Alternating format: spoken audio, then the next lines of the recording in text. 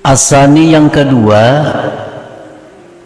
yang dijelaskan oleh Imam Ahmad Ibnu Athaillah tadi tentang orang yang sudah ma'rifat itu, ada muqararihi ma'a ghairillah ta'ala, tiada tetapnya dia beserta selain Allah Ta'ala. Maksudnya fal arifu la yakunu ma'a ghairillah hajatuhu. Orang yang arif itu tidak ada beserta selain Allah hajatnya. Orang arif itu dia tidak ada hajat kepada selain Allah. Tidak ada hajat kepada selain Allah. Karena selain Allah sama aja lawan dirinya, orang berhajat juga. Wala sukunuhu, dan tidak ada ketentraman orang yang ma'rifat itu kepada selain Allah.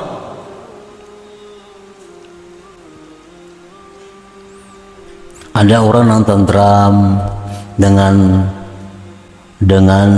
manusia lain.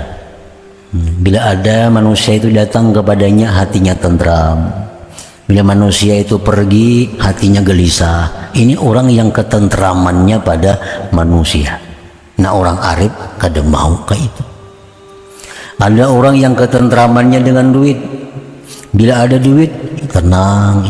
Kada ada duit, gelisah. Ini orang yang ketentramannya dengan duit. Orang yang ketentramannya dengan duit ini selalu berubah. Kadang-kadang tentram, kadang-kadang gelisah, kadang-kadang tentram, kadang-kadang gelisah, karena duit itu datang pergi. Tapi kalau orang itu ketentramannya dengan Allah, nah ini kada mau berubah, karena Allah kada pergi. Nah, orang yang ma'rifat kepada Allah itu ketentramannya ada dengan Allah, bukan dengan selain Allah. Wala mahbubuhu, dan tidak ada pula yang dicintainya kecuali Allah Subhanahu wa ta'ala. Lianna qalbahu rahala minal kaun bi asrihi ilallahil mukawwin subhanahu wa ta'ala. Karena orang yang sudah ma'rifat tadi, hatinya sudah pergi meninggalkan alam semesta ini menuju Allah yang menciptakan alam subhanahu wa ta'ala. Nah, hatinya sudah meninggalkan alam semesta ini. Jadi kalau ada lagi di alam nang dihajatinya, nang dirindukannya, nang digantunginya, kalau ada lagi. Hatinya sudah pergi kepada Allah Subhanahu wa ta'ala. Wa in tarahu nazala ila ghairillah fabil izni wa ada'il hukuk.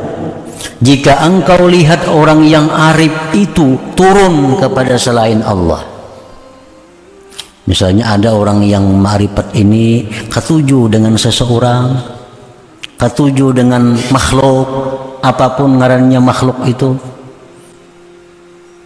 Nah, itu semata-mata adalah izin Allah dan untuk menunaikan hak-hak mereka. Misalnya ada orang yang sudah ma'rifat itu, mereka senang dengan manusia, mereka bisa merindukan manusia. Itu sebenarnya dengan izin Allah dan melaksanakan, menunaikan hak pada mereka. Misal macam laki-laki misal yang ma'rifat kepada Allah nih, nya sayang lawan bininya. Karena pas sayang bini, maka Allah bisa kung disayangi. Lawan bini kenapa sayang juga. Nah, kalau orang arif itu engkau lihat bahwa dia sayang kepada bininya, sayang kepada anaknya, itu izin Allah dan menunaikan hak dirinya. Karena hak si bini pada si laki, hak anak pada orang tua, itu antara lain adalah disayang dan diperhatikan. Nah, jadi kalau ada orang yang arif itu turun kepada makhluk, itu semata-mata mereka menunaikan hak-hak mereka itu. Namun pada dasarnya mereka tetap adalah Allah Subhanahu wa ta'ala satu-satunya yang ada di dalam hati mereka.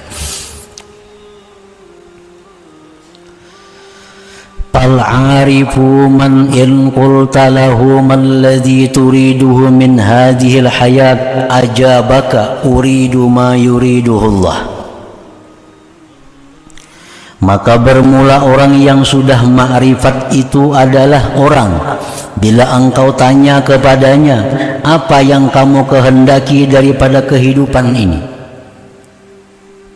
Maka dia menjawab, aku menghendaki sesuatu yang dikehendaki oleh Allah. Orang arif tuh kalau ditakuni, kamu hidup ini hendak kayak apa? Apa hendak jadi orang sugih? Apa hendak jadi orang apa? Apa hendak jadi apa? Nah, orang arif tentu dia menjawab, aku menghendaki sesuatu yang dikehendaki oleh Allah. Jadi kadang memilih jadi orang fakir nang sabar, kadang memilih jadi pada orang kaya yang syukur, kadang memilih jadi orang pejabat nang adil, kadang memilih jadi orang apa. Tapi yang dia pilih adalah yang dikehendaki oleh Allah. Karena martabat ini banyak yang mulia. Orang fakir sabar itu hebat. Orang sugih kaya syukur itu hebat juga. Nah, si orang nang ma'rifat ini mau ditakuni, mana hakunya antara dua tuh? Hendak jadi fakir sabir kah atau gani syakir kah? Hendak jadi orang sugih nang syukur atau jadi orang fakir nang sabar? Hendak nang mana antara dua itu? Tentu jawabannya aku menghendaki yang dikehendaki Allah kepada aku. Kada milih. Kedua-duanya baik. Orang fakir nang sabar hebat, kaya nang syukur hebat juga. Amun nafsu hendak kaya nang syukur pang, nafsu kita nih ditakuni. Nah, orang arif kadang memilih itu. Itu aku menghendaki apa yang dikehendaki oleh Allah. Allah jadikan aku orang fakir tapi sabar, aku terima. Dijadikan Allah aku ini sebagai orang kaya yang syukur, aku terima juga. Nah.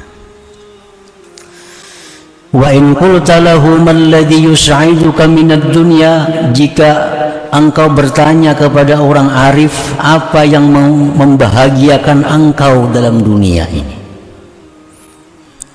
ajabaka, dia akan menjawab engkau ridallah. Nah, yang menyenangkan aku dalam dunia ini adalah keridaan Allah. Bila Allah ridha, ya sudah, itu yang aku cari, itu yang membuat aku senang. Wa in qulta lahum alladhi yukhifuka min hadhil kaun, ajabaka suhtullah. Jika engkau bertanya kepada orang yang ma'rifat itu, apa yang membuat kamu takut dari alam semesta ini, ia akan menjawab engkau kemurkaan Allah.